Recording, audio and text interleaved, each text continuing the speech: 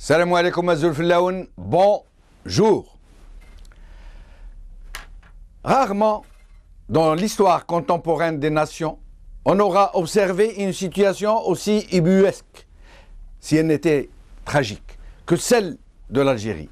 Un coup d'État avant même que le pays puisse cueillir les fruits de la liberté. Puis, depuis ce tournant fatidique, ce détournement du cours de l'histoire, naquit et prospéra un régime monstrueux qui ne nous aura rien épargné. Une redoutable machine ambivalente de répression et de corruption de masse à la fois s'est mise très tôt en branle. Un socialisme et des institutions de pure façade furent érigés comme un décor en carton-pâte derrière lequel grouillait une faune d'opportunistes en tout genre qui s'affairait et prospérait en cachant ses sous et ses privilèges. Puis, après ce socialisme en trompe-l'œil, vint le libéralisme à la Bouafès, qui s'est attifé, pour la circonstance, des oripeaux d'une vie meilleure pour tous. Ce fut le slogan de l'époque, pour une vie meilleure. En fait, ce fut là l'occasion pour tous les prédateurs de sortir du bois, dans un climat général de décomplexion, où la mauvaise conscience et les fortunes mal acquises pouvaient désormais trôner du haut de la morgue et de l'arrogance des menteurs et des voleurs qui avaient mis le grappin sur tout un pays. En fait, le nouveau tournant avait un seul mérite, ce nouveau tournant, celui d'être moins hypocrite, puisque désormais, les barons du régime, leur parentèle, leur clientèle, pouvaient non seulement voler en plein jour, sans avoir besoin de faire des discours à la gloire de la révolution agraire, mais pouvoir le faire en toute impunité. L'une des toutes premières arnaques de ce nouveau système mérite d'être rappelée. Je m'en vais vous la conter. Pour pouvoir s'approprier de façon légale, si on peut dire, les somptueuses résidences qu'ils occupaient, des villas de rêve, anciennes propriétés des plus gros colons ou résidences officielles de l'État, les barons du régime trouvèrent une astuce qui montre comment ils fonctionnent, combien la ruse est leur principale méthode, combien leur cynisme ne recule devant rien. Et donc, ils prirent une loi qui disposait que quiconque habitait un logement de l'État en location pouvait l'acheter. Les Algériens ne se tenaient plus de joie. Jamais ils n'avaient rêvé pouvoir acquérir un jour une maison, un nid, bien à eux. Ils ne virent pas que cette formidable opération, qui concernait des millions de transactions, était juste destinée à faire un écran de fumée pour dissimuler l'arnaque du siècle et qui avait permis aux barons du régime d'acquérir ces résidences de très haut standing à des prix dérisoires. Le cas est connu de nombreux barons qui firent ainsi l'acquisition de plusieurs résidences. Plusieurs parmi eux acquérirent même des résidences qui étaient louées à des ambassades ou à des ambassadeurs. C'est dire. Pendant ce temps, les Algériens qui étaient devenus propriétaires de leur cage à poules ou de leur clapier à lapin découvrirent que le régime, qui n'avait mené cette opération que pour ce qu'on a déjà dit, n'avait pas pensé comment les parties communes de ces immeubles devaient être entretenues.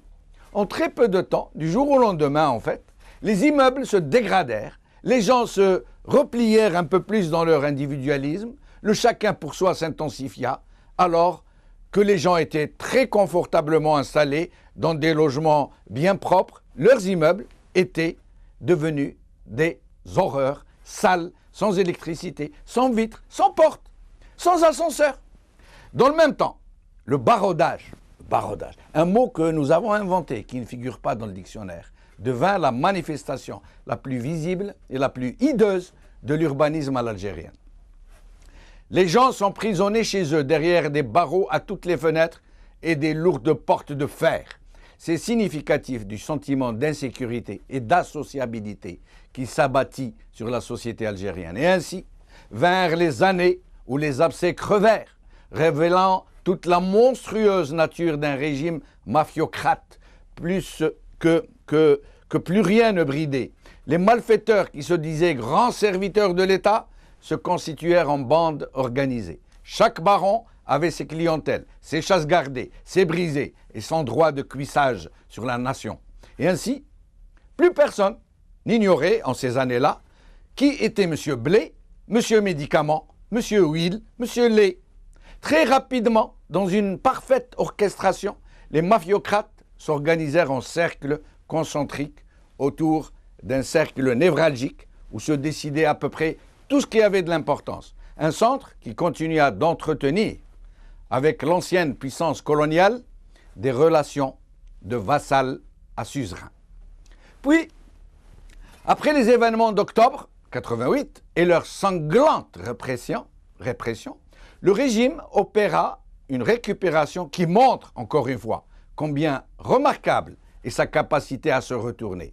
Plutôt que de résister à une pression qui aurait pu l'éradiquer, le régime décida de piloter lui-même le changement et d'infiltrer toutes les initiatives. Il prit des lois absolument ahurissantes, comme pour dire aux Algériens « Vous voulez la démocratie ? On va vous en donner de la démocratie !» Et ainsi naquirent des multitudes de partis politiques, dont certains étaient de véritables sketchs, et d'autres, la plus grande partie, des épiceries politiques. En guise de libération de la liberté d'expression, le régime offrit à tous ses journalistes, ceux qui officiaient dans ses journaux, dans sa télévision et ses radios, la possibilité de lancer leurs propres journaux. Il les finança, les dota, leur donna des équipements, des locaux, leur accorda toute facilité. Et une nouvelle presse qui se proclama, du jour au lendemain, la presse la plus libre du monde arabe, sortit toute casquée du cerveau de ses concepteurs. Tout ce que concéda ce régime en termes de libertés et de droits fut sciemment infiltré.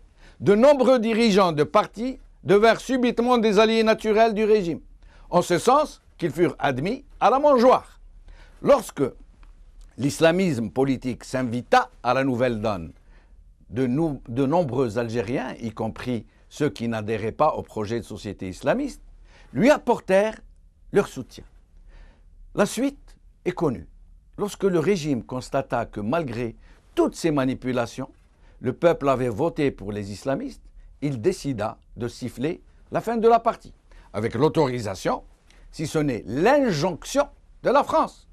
Il poussa lui-même à l'insurrection les islamistes qu'il avait privés de leur victoire électorale, puis manipula la violence de façon à ce qu'elle devienne une guerre contre les civils, pour ne plus laisser à la population que le seul désir d'en finir avec ce déchaînement de brutalité. 200 000 morts plus tard et tout un cortège de malheurs indicibles, le régime n'a pas changé. Même si nombreux des anciens barons ont trépassé. C'est dire que cette mafiocratie ne mourra pas quand mourront ses parrains. Elle se régénérera à l'infini, comme autant de tentacules autour d'une force centrale dont le contrôle se trouve ailleurs. La mafiocratie est tellement autonome, en pilotage automatique pour ainsi dire, qu'elle a réussi la gageure à fonctionner même avec un impotent intégral à sa tête. Un président qui n'est même pas en mesure de pouvoir signer les décrets qui sont pris en son nom. Dans tout ça, le peuple algérien était totalement déconnecté de lui-même. Le régime a tout fait pour que les Algériens ne soient plus un peuple, mais une foule d'individus auxquels il a inséminé sa mauvaise conscience et ses contre-valeurs, au point où la qfaza est devenue la valeur essentielle sur laquelle se fonde toute vision de réussite, au point où la corruption est banalisée jusqu'à ce que faire un pèlerinage à la Mecque avec de l'argent mal acquis n'a rien d'anormal.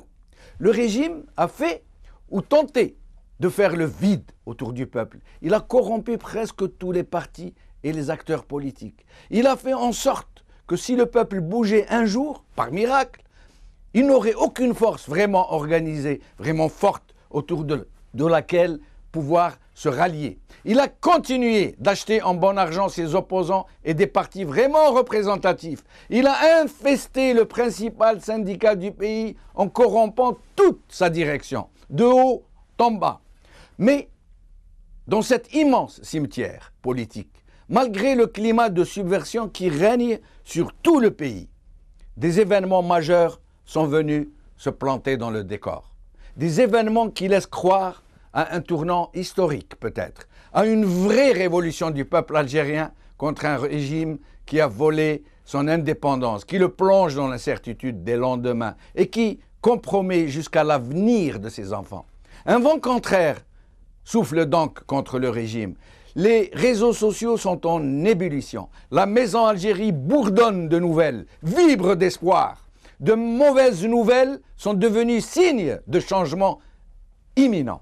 Le prix du baril, principal nerf de la guerre d'un régime qui ne sait rien faire d'autre que corrompre ou réprimer, ont brutalement chuté, mettant à mal toutes ces stratégies corruptrices. Le DRS ayant été laminé sur ordre de la France et avec son intense collaboration, de ce DRS, nombreux parmi ces anciens généraux et officiers supérieurs qui ont été démissionnés agissent dans l'ombre pour saper ceux qui les ont évacués. Le Sahara est en fusion depuis les conflits de la vallée du Mzab, puis depuis que de grands groupes pétroliers ont décidé de faire de l'Algérie un champ d'expérimentation de l'exploitation du gaz de schiste. Jamais depuis l'indépendance nous n'avons assisté à une telle mobilisation des populations du Sahara, habituellement acquises inconditionnellement à un régime qui les pressure et les méprise pourtant. Et enfin, l'opposition, celle qui tente vaille que vaille de contester ce régime, qui tente de s'organiser, de rallier autour d'elle les Algériens conscients des périls qui menacent la survie même de la nation. Cette opposition-là, la CLTD, le pôle des forces du changement et des personnalités politiques de tous horizons, se sont constituées en instances de concertation et de suivi pour appeler le peuple algérien dans son entièreté à l'organisation de marches et de rassemblements pour exiger la préservation de la souveraineté nationale et dénoncer le projet d'exploitation du gaz de schiste.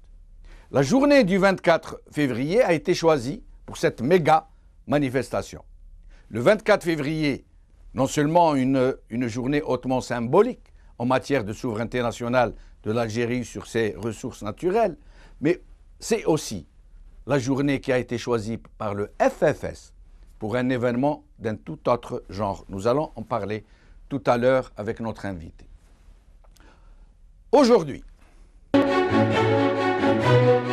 Liberté. Appel à des marches dans les 48 wilayas le 24 février par Sofiane Aïtiflis. L'expression. La contestation ébranle les autorités par Nadia Benali. TSA. L'opposition appelle à des manifestations le 24 février dans tout le pays par Sonia Yes. J'ai le plaisir aujourd'hui d'accueillir Mohsen Belabbas, président du RCD et membre de la CLTD. Mohsen Belabbas, merci d'avoir accepté notre invitation. Merci à vous de m'avoir invité. Merci. Alors, le sujet du jour, cet appel que vous lancez aux Algériens pour une manifestation dans toutes les villes d'Algérie ou des marches, sinon des rassemblements, dites-vous. Est-ce que vous pouvez nous en dire plus?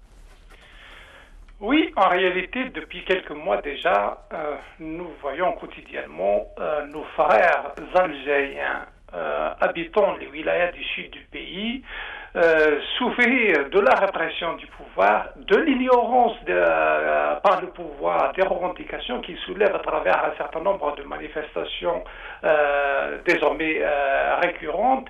Le minimum que devrait faire la communauté nationale à chaque fois que des citoyens algériens se retrouvent face à ce genre de problème, c'est de la solidarité. Et c'est pour cela nous avons dit que cette solidarité doit se manifester à travers les 48 wilayas du pays, parce que le problème qui est posé actuellement, c'est un problème de souveraineté nationale et un problème de cohésion nationale. À l'origine de ce problème, c'est les réponses que présente ce pouvoir à chaque fois qu'il y a des revendications citoyennes. Nous pensons que désormais le pouvoir en place est un danger pour la nation algérienne. Mais dites-moi, Mohsin Belabbès, on a l'impression, hein, c'est l'impression générale, que ce régime a réussi à anesthésier la société algérienne. Elle ne réagit plus à rien, parce qu'il y a peut-être 30 ou 40% qui profitent de cette prospérité toute factice, toute relative.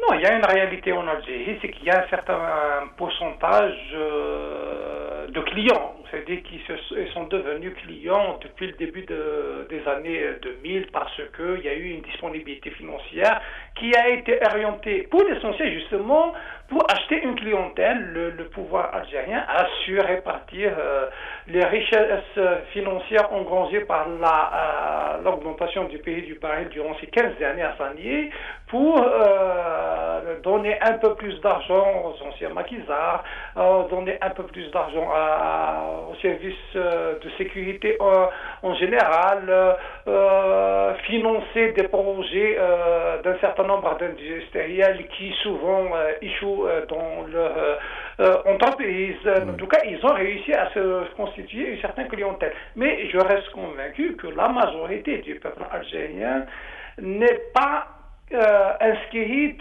dans ce genre de démarche, refuse de s'inscrire sur les listes des clientèles du régime. Bon, la démonstration vient de nous être faite par les populations du sud du pays. Ils ne sont pas sortis dans la rue pour demander de l'argent ou bien des subventions ou bien une augmentation de salaire. Ils sont sortis dans la rue pour demander à ce qu'on arrête l'exploration et l'exploitation du gaz de schiste parce qu'il y a une atteinte à l'environnement, parce qu'il y a un risque sur la nappe phréatique. Donc là, c'est un message important. Maintenant, c'est vrai qu'il y a une certaine, moi je dirais, inhibition dans laquelle est tombée la classe politique en général et les acteurs de la société civile aussi. On croit que la société algérienne ne va pas répondre à nos appels. Souvent, ils présentent cette société algérienne comme étant non encore mûre à des actions de masse pour revendiquer ces droits. Ce n'est pas vrai. C'est en réalité la classe politique qui n'est pas encore, qui n'a pas compris qu'il faut d'abord agir et le mouvement va prendre petit à petit. Depuis la dernière réunion de l'instance, nous avons débattu de tout cela. Nous avons dit que depuis une année que nous sommes en train de nous réunir régulièrement, c'est vrai. Nous avons eu des positions courageuses, nous avons produit des affaires politiques sérieuses qui ont rendu de l'espoir au peuple algérien, mais ça reste très insuffisant parce que il y a des actions que nous devons mener dans la rue avec le citoyen algérien.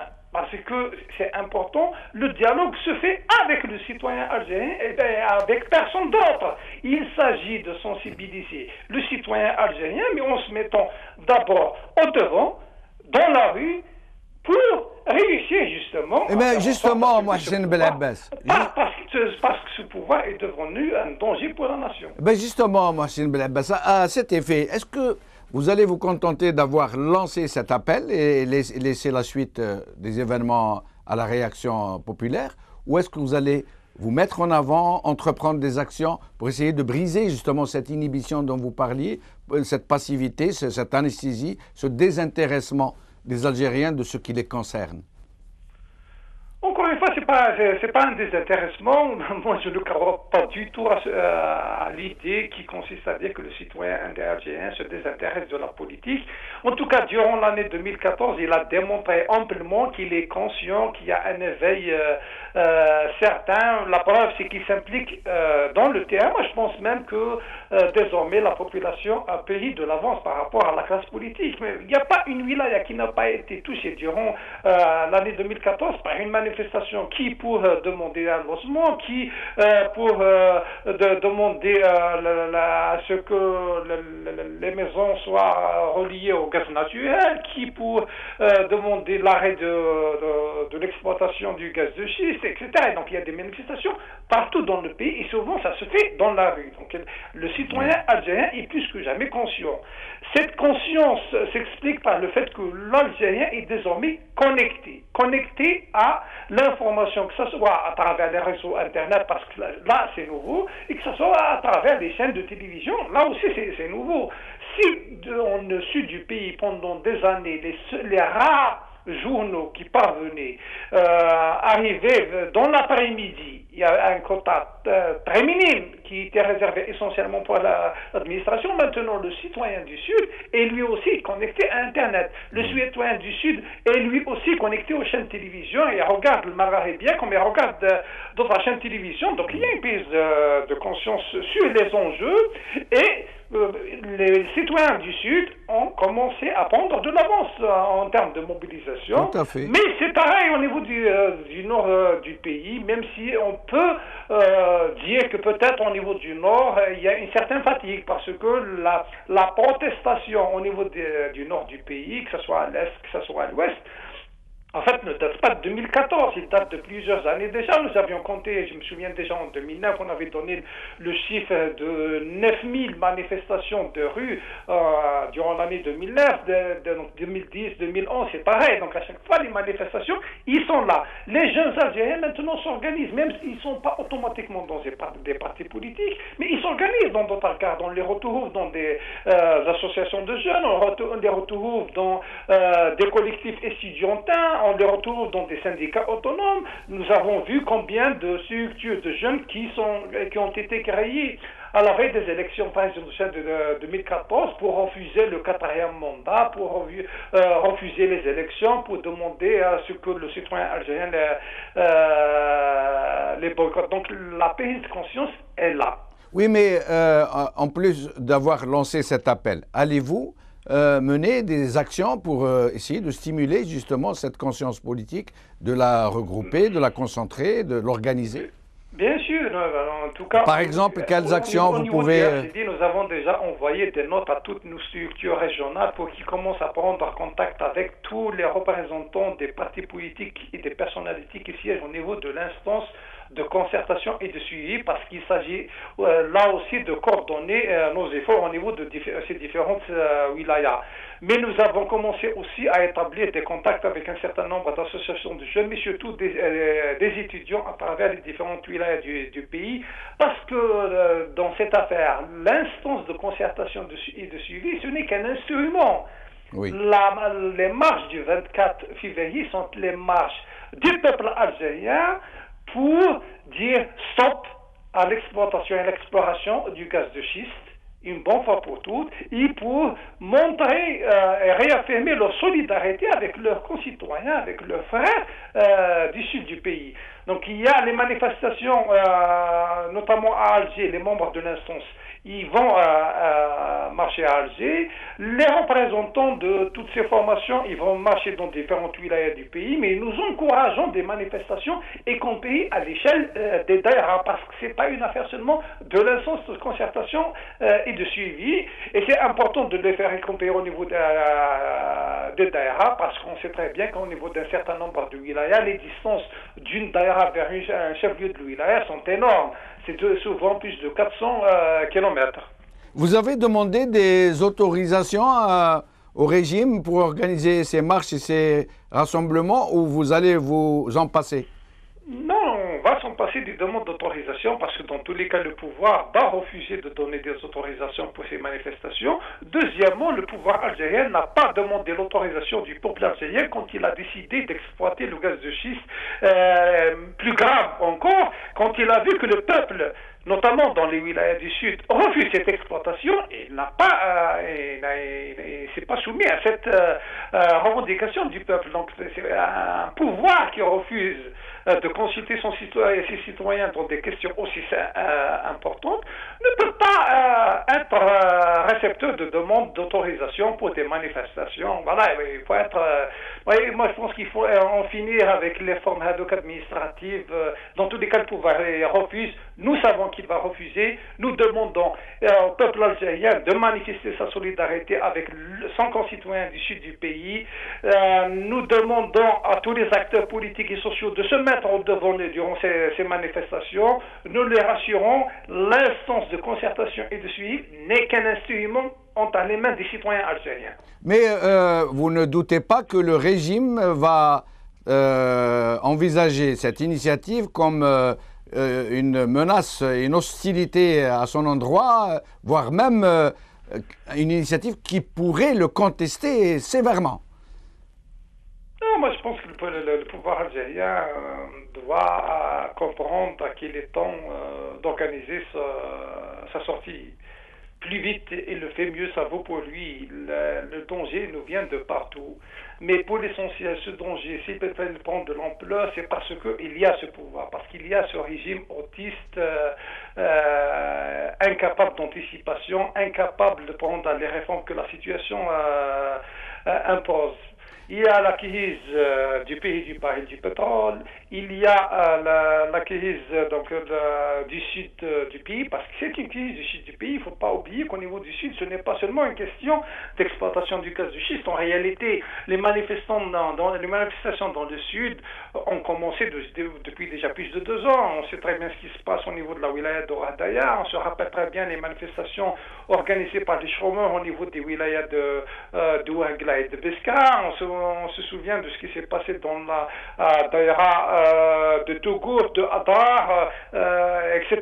Ça, c'est pour les daïra et les wilayas où l'information a été rendue publique ou bien nous est parvenue à travers nos structures locales. Mais je suis sûr qu'il y a beaucoup de manifestations dont on ne parle pas. Le citoyen du Sud veut participer d'abord à la prise de décision, veut participer au pouvoir, veut une répartition équitable de la richesse nationale. On se souvient très bien depuis déjà 3 mois des notables de Tamanrasset qui s'étaient réunis pour demander leur part dans les postes d'ambassadeurs, leur part dans les postes de ministres. Donc il y a une crise sérieuse au niveau du Sud. Il y a même au niveau d'un certain nombre de daïras, on parle carrément d'autonomie. Oui, il faut le dire. Oui, effectivement. Il ne faut pas s'en cacher. Oui. Il faut affronter son problème. Et pour affronter ce problème, nous avons besoin d'un pouvoir légitime. Le chef de l'État, il est malade.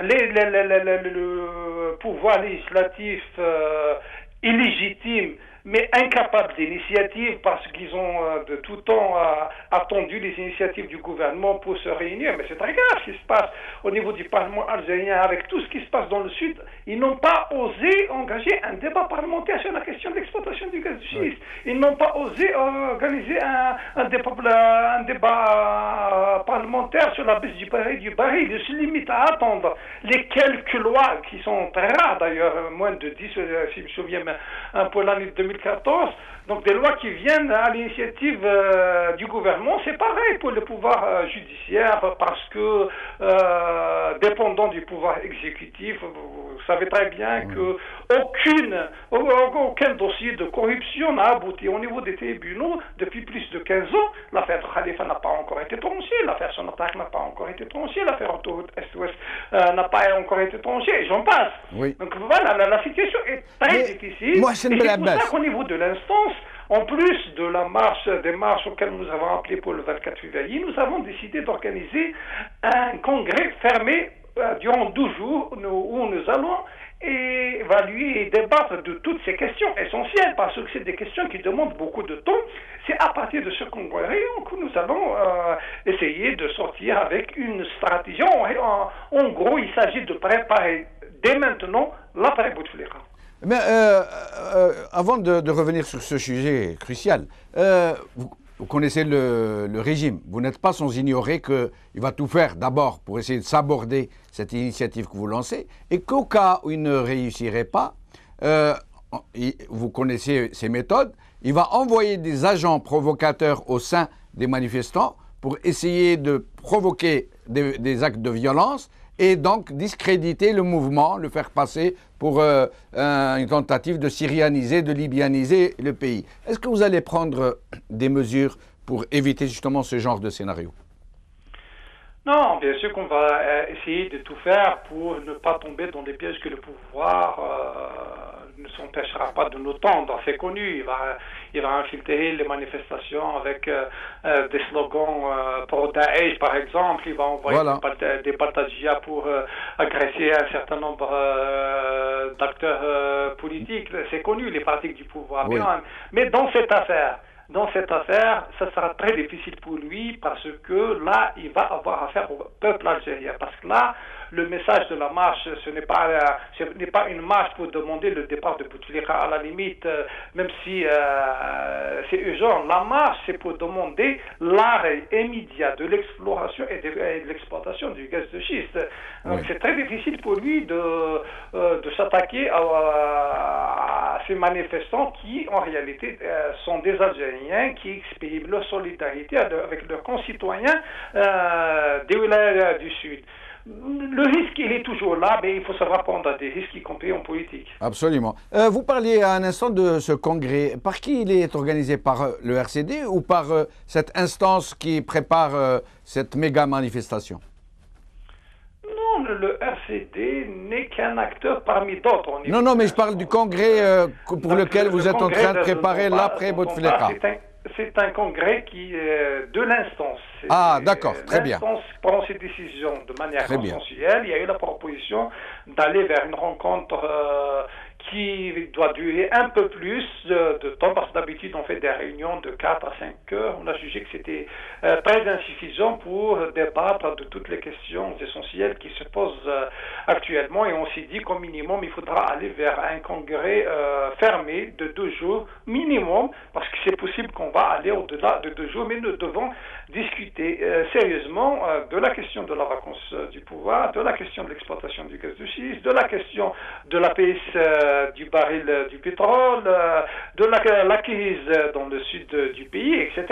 Et à partir de là, nous allons commencer à mettre en place une stratégie justement pour préparer l'après-Bouteflika, parce que l'après-Bouteflika, il est là, il a commencé déjà. Il a déjà commencé, en effet. Une dernière question. Pourquoi cette date du 24 février? Est-ce parce que c'est la journée de commémoration de la souveraineté du pays sur ses ressources naturelles, ou est-ce parce que c'est une journée qu'a choisi le FFS pour sa propre initiative? Non, d'abord, pour l'initiative qu'a lancé le pouvoir, l'initiative qu'ils ont appelée Consensus National, ils ont choisi la date du 23. En fait, s'ils réussissent le 23, c'est largement suffisant pour eux. En général, un événement, on le juge à travers sa première journée. Donc, ça n'a rien à voir avec cette initiative. Mais pour nous, c'était important d'exploiter la date du 24 février, parce que c'est une date symbole pour l'Algérie. C'est la date durant laquelle il y a eu la nationalisation des hydrocarbures. La question des gaz de schiste, c'est une question d'hydrocarbures. La nationalisation des hydrocarbures en 71 aussi, c'était une question de souveraineté. Mais aujourd'hui aussi, il y a une question de souveraineté dans cette affaire de gaz de schiste. D'autant plus, nous sommes conscients qu'il y a un certain nombre de contrats qui sont louches. Avec un certain nombre de sociétés étrangères, on se pose des questions. Le citoyen algérien est en droit de connaître la tenue des contrats qu'ils ont signés avec un certain nombre de ces sociétés. Beaucoup pensent qu'il y a une volonté d'un certain nombre de sociétés étrangères de récupérer l'argent qu'ils ont perdu par le refus du pouvoir français d'exploiter le gaz de schiste chez lui. On parle même de chiffres faramineux qui sont évalués à plus de 200 milliards. Mohsen Belabbès, merci infiniment d'avoir participé à cette émission, de nous avoir apporté ces éclairages très utiles. Merci beaucoup. Salam alaikum, bqaw ala khair, bislama.